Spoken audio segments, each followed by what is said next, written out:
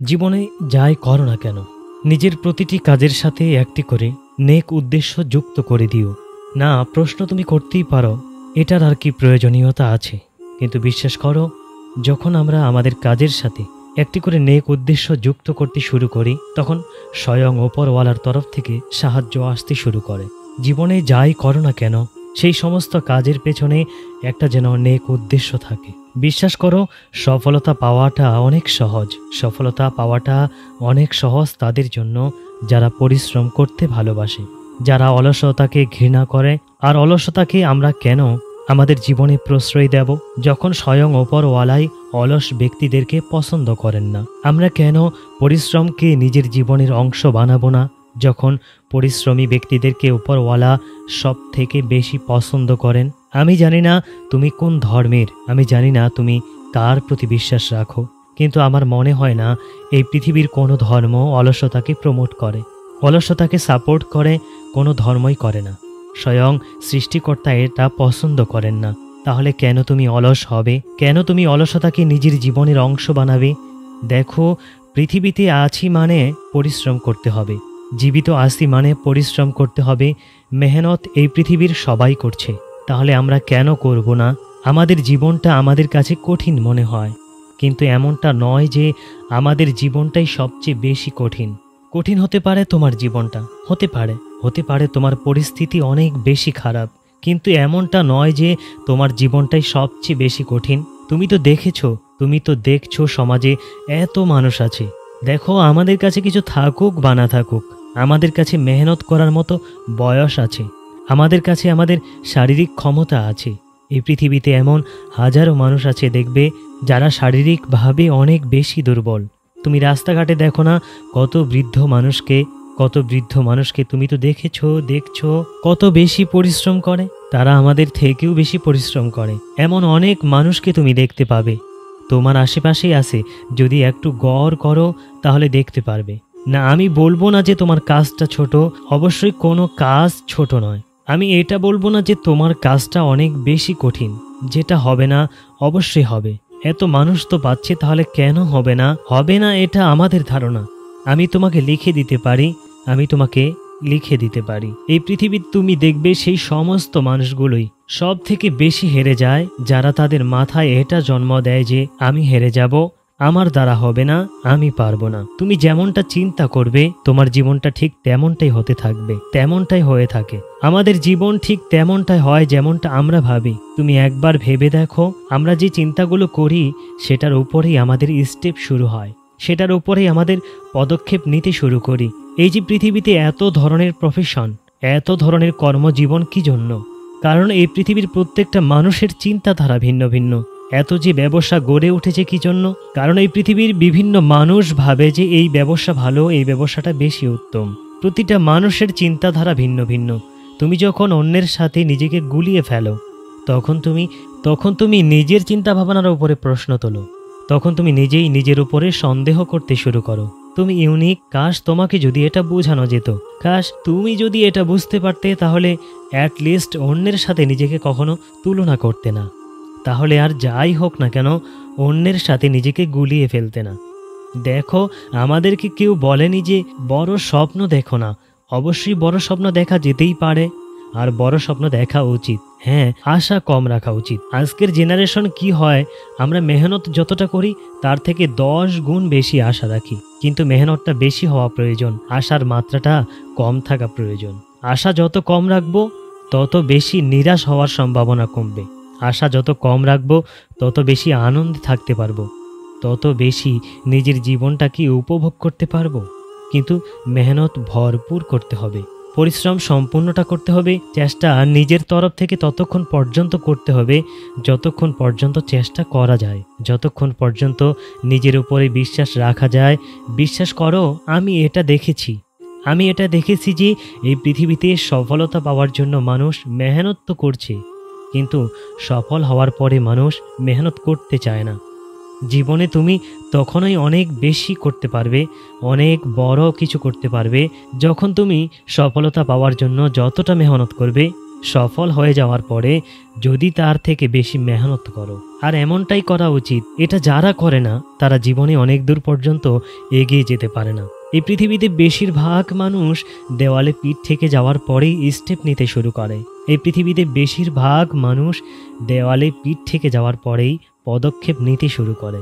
আমাদের সব থেকে বড় নেগেটিভ পয়েন্ট এটি। বিশ্বাস করো, যখন আমরা দেওয়ালে পিঠ থেকে দেওয়ার পরে পদক্ষেপ নিতে শুরু করব, তখন অনেক কিছুই আমাদের হাতের বাইরে চলে যাবে। তখন অনেক কিছুকে আমরা ঠিক করতে পারবো না। তখন আমরা আমাদের ইচ্ছা, আমাদের চাহিদা, আমাদের জীবনটাকে অতিবাহিত করতে পারবো না। এখনও সময় আছে তোমার হাতে। বিশ্বাস করো, এখনও সময় আছে।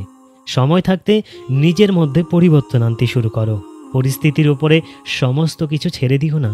সময়কে এত বেশি অবহেলা করো না, কারণ সময় এ পৃথিবীর সবথেকে বেশি মূল্যবান জিনিস। এ পৃথিবীতে যে ধনী গরিবের ব্যবধান, এই যে সফলতা এবং বিফলতার ব্যবধান, এই ব্যবধানগুলো কিন্তু শুধুমাত্র সময়ই সৃষ্টি করে। সময় কত বড় উপহার আমাদের জন্যে! কাশ তোমাকে যদি আমি এটা বোঝাতে পারতাম। সময় কত বড় হাতিয়ার আমাদের জন্যে। কাশ তোমাকে যদি আমি এটা বোঝাতে পারতাম। আর যদি তুমি এটা বুঝে যাও, তাহলে তুমি এই সময়কে কখনোই অপচয় করবে না। এই পৃথিবীতে যা কিছু হচ্ছে সব কিছু সময়ের ব্যবধানের কারণেই হচ্ছে। যদি এই পৃথিবীর সব থেকে মূল্যবান জিনিস কিছু থেকে থাকে, তাহলে সেটা অবশ্যই সময়। জানো আমাদেরকে কি বোঝানো হয়? আমাদেরকে বোঝানো হয় যে যদি আমরা এখন এনজয় না করি, তাহলে একটা সময় পরে আমাদের আফসোস করতে হবে যে কাশ সেই সময়টা যদি এনজয় করতাম। আমি জানি না এটা কাদের জন্য প্রযোজ্য। হ্যাঁ, এটা হতে পারে যারা অনেক বেশি ধনী তাদের জন্য এটা প্রযোজ্য, কিন্তু আমাদের জন্য তো নয়। আমাদের জীবনে অনেক ঘাটতি, আমাদের জীবনে এখনো অনেক কিছু করার বাকি আছে। নিজের স্বপ্ন পূরণ করার বাকি আছে, নিজের পরিবারের মুখে হাসি ফোটানোর বাকি আছে, নিজের বাবা মায়ের জন্য অনেক কিছু করার বাকি আছে, নিজের পরিবার, নিজের আপন মানুষগুলোর জন্য অনেক কিছু করার বাকি আছে। যারা তোমার শুভাকাঙ্ক্ষী তাদের জন্য তো অনেক কিছু করার বাকি আছে। তাহলে কেন এই চিন্তা ভাবনাগুলো তোমার মাথায় আসবে? আমি জানি না কখনো এমন কিছুর জন্য আফসোস হবে কিনা যে কাশ যদি সেই সময়টা এনজয় করতাম, কিন্তু এটার জন্য ঠিকই আফসোস হবে যে কাশ যদি সেই সময়টাকে কাজে লাগাতাম, কাশ যদি সেই সময়টাকে ব্যবহার করতাম। আমরা এই বয়সে দাঁড়িয়ে ভাবি মৃত্যু শয্যায় গিয়ে হয়তোবা আমাদের আফসোস করতে হবে যে কাশ যদি আমরা সেই সময়টাতে আনন্দ করতাম।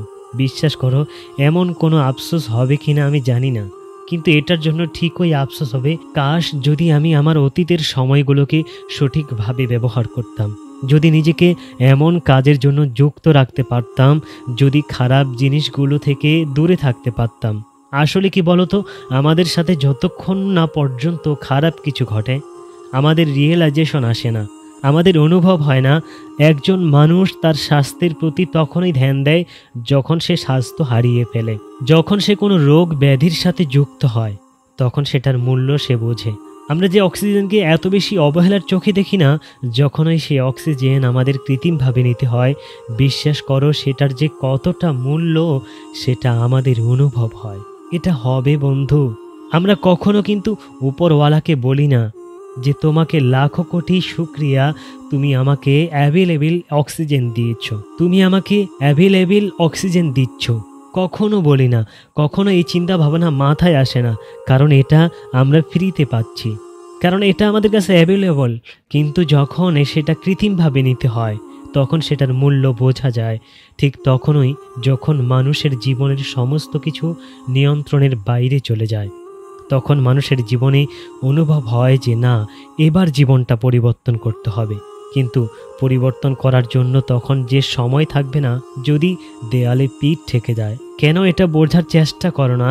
এই পৃথিবীটা পরিশ্রমের জায়গা, এখানে মেহনত করতে হবে, এখানে পরিশ্রম করতে হবে, নিজের জন্য কিছু করতে হবে, নিজের পরিবারের জন্য করতে হবে, নিজের আশেপাশের মানুষগুলোর জন্য করতে হবে, কিছু অসহায় মানুষদের পাশে দাঁড়ানোর জন্য চেষ্টা করতে হবে। কারণ যখন আমরা অন্যদেরকে সাহায্য করি তখন ভেতর থেকে একটা অন্যরকম শান্তি অনুভব হয়। আমরা মনে করি যে কোনো কিছু পাওয়ার মধ্যে আনন্দ আছে, কিন্তু বিশ্বাস করো কোনো কিছু পাওয়ার মধ্যে যতটা আনন্দ আছে তার থেকে হাজার গুণ বেশি আনন্দ আছে কোনো কিছু দেওয়ার মধ্যে। যদি কোনো অসহায় মানুষের মুখে তুমি হাসি ফোটাতে পারো, তাহলে সেটা তোমার মনে একটা স্বস্তি দেবে। তাহলে সেটাও তোমার মনে একটা অন্যরকম খুশি দেবে। যতটা খুশি সেই অসহায় ব্যক্তি পাবে তোমার সাহায্য পাওয়ার পরে, তার থেকে 1000 গুণ বেশি খুশি তুমি অনুভব করবে যদি তুমি তার পাশে দাঁড়াতে পারো। প্রতিটা কাজের সাথে একটি নেক উদ্দেশ্য যুক্ত করো। নিজের জন্য না হয় কিছু অসহায় মানুষের জন্য পরিশ্রম করো। বেঁচে থাকার জন্য তো কিছু অর্থের প্রয়োজনীয়তা আছে, অবশ্যই বেঁচে থাকার জন্য অর্থের প্রয়োজনীয়তা আছে না, এটা খুব ভালো গুণ যদি অল্পতে খুশি থাকতে পারো। অবশ্যই অল্পতে খুশি থাকাটা অনেক ভালো একটা অভ্যাস, কিন্তু যদি সেই অর্থ দিয়ে কিছু অসহায় মানুষের পাশে দাঁড়ানো যায়, সেটাতে ক্ষতি কি আছে? কোনো ক্ষতি আছে কি? কোনো ক্ষতি নেই।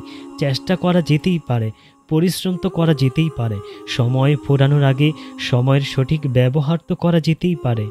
যেন আফসোস না হয়, যেন ভবিষ্যতে গিয়ে আমাদের এই আফসোসটা না হয় যে কাশ যদি সময়ের সঠিক ব্যবহারটা করতাম, কাশ যদি নিজেই নিজের জীবনকে পরিবর্তন করতাম, কাশ যদি এই অনুভূতিটা একটু আগে হতো। অনুভব হয় দেওয়ালে পিঠ থেকে যাওয়ার পরে মানুষ পরিবর্তন ঠিকই হয়। এই পৃথিবীর প্রত্যেকটা মানুষই পরিবর্তন হয়, কেউ পরিস্থিতির চাপে আর কেউ নিজে থেকে। আর বিশ্বাস করো, যারা নিজে থেকে পরিবর্তন হয় তাদের জীবনটা অনেক বেশি সুন্দর হয়। তাই নিজে থেকে জীবন পরিবর্তন হতে শুরু করো। সময় থাকতে নিজেকে পরিবর্তন করার চেষ্টা করো। সময় থাকতে যদি নিজেকে পরিবর্তন করতে পারো তাহলে জীবনটা সুন্দর হতে বাধ্য। সময়ের সঠিক ব্যবহার যদি করতে পারো তোমার জীবনটা সুন্দর হতে বাধ্য। একটু বোঝার চেষ্টা করো, সময় থাকতে একটু বোঝার চেষ্টা করো, কারণ সময় আমাদের জীবনের সব থেকে বড় সম্পদ, সব থেকে বড় উপহার। যদি তুমি তোমার জীবনের একটি অভ্যাস পরিবর্তন করতে পারো, হ্যাঁ শুধুমাত্র একটি অভ্যাস পরিবর্তন করতে পারো, তাহলে তোমার জীবনটা সুন্দর হয়ে যাবে। জীবন নিয়ে সমস্ত অভাব অভিযোগ দূর হয়ে যাবে। জীবন নিয়ে সমস্ত নেগেটিভ চিন্তাগুলো দূর হয়ে যাবে। যদি তুমি যে নিজেকে ছোট ভাবো, নিজেকে ছোট মনে করো, সেই ধরনের চিন্তা ভাবনা তোমার মাথায় আসবে না যদি তুমি তোমার জীবনের এই একটা অভ্যাস পরিবর্তন করতে পারো। জানতে ইচ্ছে করে না সেই অভ্যাসটা কি? সেই অভ্যাসটা হচ্ছে অন্যকে দেখে নিজেকে কষ্ট দেওয়া। নিজের বুকে হাত রেখে নিজেকে প্রশ্ন করো তো, জীবনে কখনো কি এমনটা করনি? এমন কি করো না? তুমি কি অন্যের সাথে নিজেকে গুলিয়ে ফেলো না? নিজেকে প্রশ্ন করো, নিজের বুকে হাত রেখে প্রশ্ন করো, এই যে নিজের থেকে উঁচু স্থানে থাকা মানুষগুলোকে দেখে তুমি নিজেকে কষ্ট দাও, এটার জন্য দায়ী কে? অবশ্যই তুমি নিজে। আমরা যে অন্যদের দেখে মনে করি যে অন্যরা অনেক ভালো আছে, সেটা দেখে আমরা নিজেদেরকে কষ্ট দিয়ে থাকি।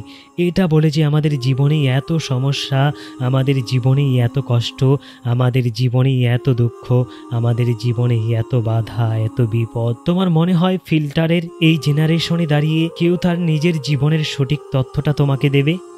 সোশ্যাল মিডিয়ায় এই জেনারেশনে যেখানে সমস্ত জায়গায় ফিল্টার অ্যাভেলেবল, যেখানে সমস্ত জায়গায় এডিটিং অ্যাভেলেবল, সেখানে দাঁড়িয়ে তোমার কি মনে হয় এই যে মানুষ তাদের জীবনের জেনুইন জিনিসটা দেখাবে?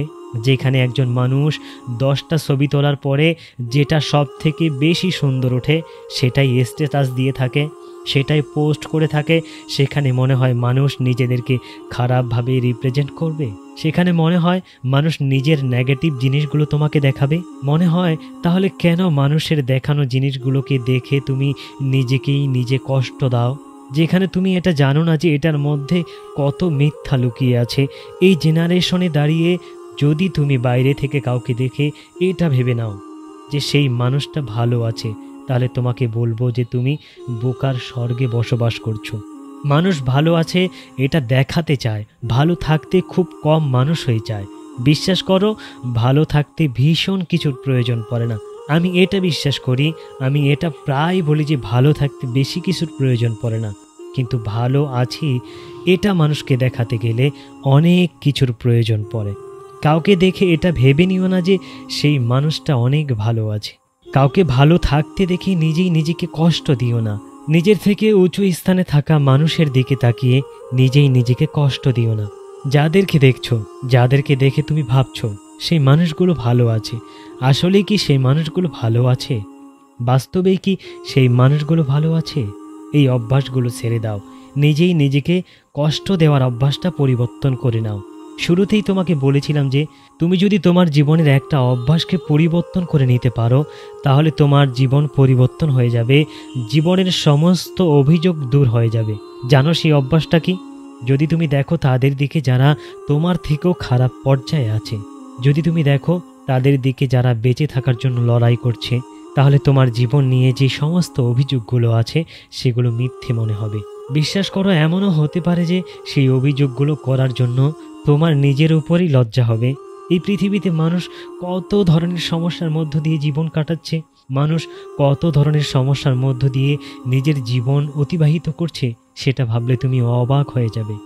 জীবন যদি তোমার কাছে খুবই বিরক্তিকর মনে হয় তাহলে ঘুরে এসো কোনো হসপিটাল থেকে, ঘুরে এসো কোনো বড় হসপিটালের ইমার্জেন্সির সামনে থেকে, দেখে এসো কোনো ক্রিটিক্যাল পেশেন্টকে। জীবনের বেশিরভাগ অভিযোগগুলো দূর হয়ে যাবে। যারা নিজের মৃত্যু কামনা করে, আমার মনে হয় তাদের জন্য খুব ভালো একটা শিক্ষার জায়গা হচ্ছে হসপিটাল। কারণ হসপিটালে গেলে তুমি দেখতে পাবে মানুষ বেঁচে থাকার জন্য কত লড়াই করছে, শুধু বেঁচে থাকার জন্য। তুমি যে কতটা স্বাধীন জীবন যাপন কাটাচ্ছ এটা তুমি নিজেও জানো না, এটা তুমি কখনো উপলব্ধি করবে না। জানো, এটা তুমি তখনই উপলব্ধি করবে যখন তুমি কোনো কারাগার, তুমি কোনো জেলখানা থেকে ঘুরে আসবে। একজন মানুষের জীবনে স্বাধীনতা কতটা প্রয়োজন সেটা তুমি তখনই বুঝতে পারবে যখন কোনো কারাগার, যখন কোনো জেলখানা থেকে ঘুরে আসবে। এই যে হসপিটাল, এই যে জেলখানা, এই যে কবরস্থান, এগুলো আমাদেরকে শেখায়, অনেক কিছু শেখায়। জীবনের সব থেকে গুরুত্বপূর্ণ পাঠটা শিখিয়ে দিয়ে যায়।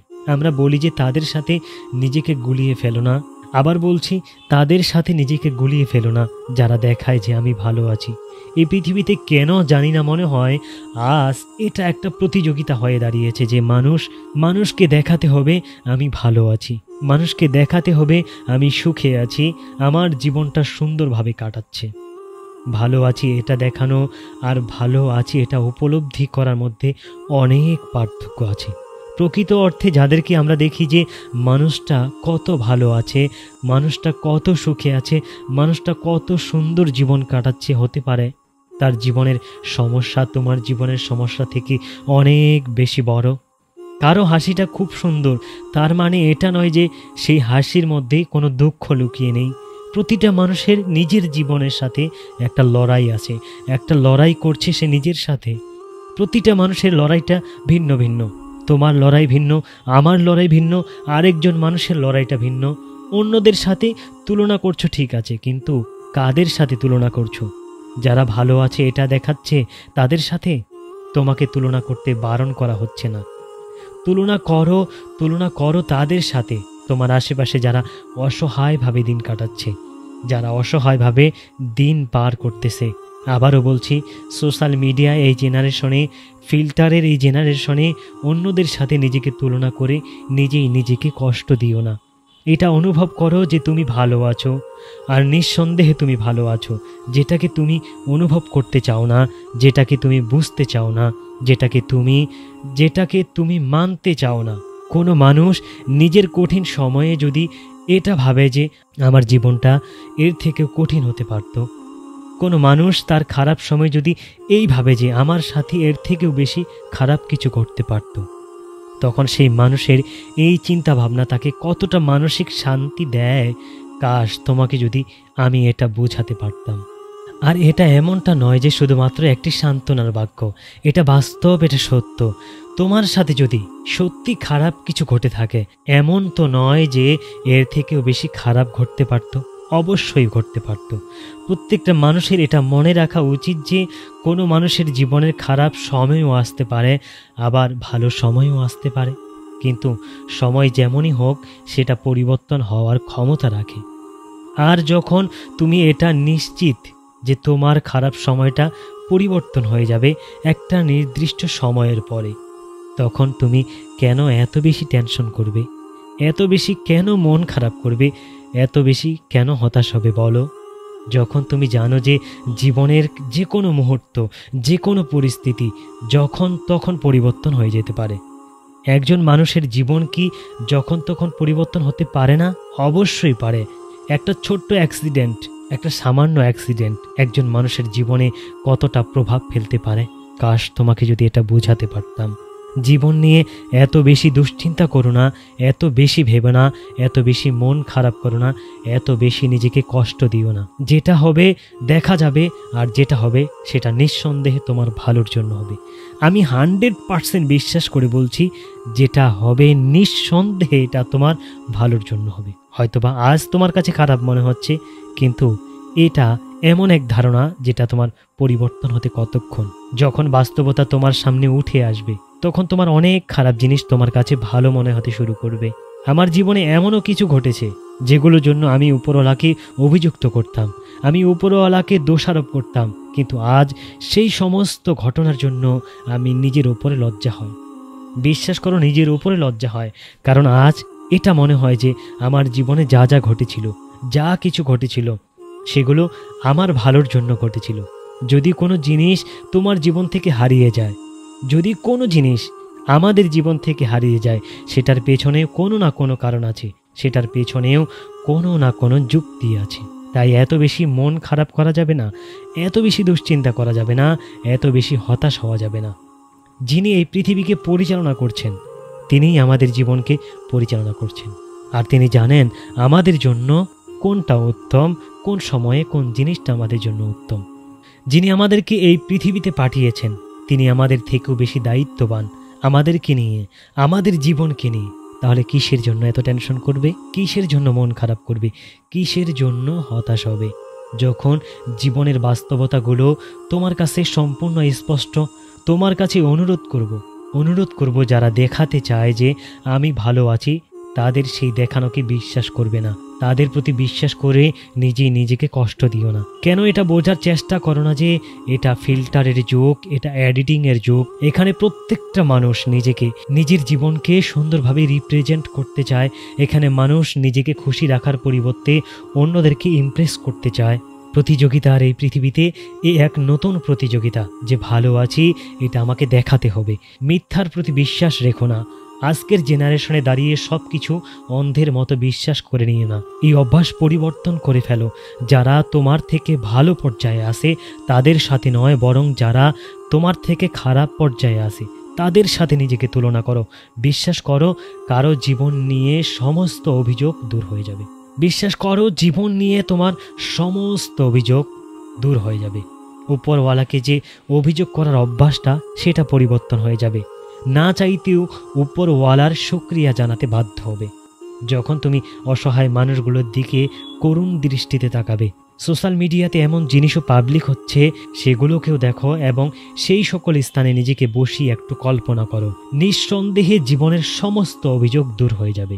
কোনো কিছু হারিয়ে যাওয়ার পরেই আমাদের আফসোস হয়। তাই বলছি, খেয়াল রেখো তোমার জীবনের মূল্যবান সময়গুলো যেন না হারিয়ে যায়। কারণ এই সময়ের সঠিক ব্যবহারই তোমাকে উপরাপূর্ব সফলতা এনে দেবে। তুমি নিজেকে কেন গুরুত্বপূর্ণ মনে করো না? কেন নিজের উপর বিশ্বাস রাখো না? নিঃসন্দেহে তুমি ইউনিক, তুমি শক্তিশালী, তুমি কোনো বিশেষ ক্ষমতার অধিকারী। প্রিয় বন্ধু, আমার এই কথাগুলো যদি তোমার হৃদয়ে লেগে থাকে, যদি তোমার জীবনের জন্য এতটুকু উপকার হয়ে থাকে, তাহলে অবশ্যই তো সাবস্ক্রাইব করা যেতেই পারে আমার আনসারি পিজিকে। ভালো থেকো, সুস্থ থেকো, আর নিজের উপর বিশ্বাস রেখো। ইনশাআল্লাহ তোমার জীবনে ভালো কিছু হবে। আসসালামু আলাইকুম ওয়া রাহমাতুল্লাহি ওয়া বারাকাতুহু।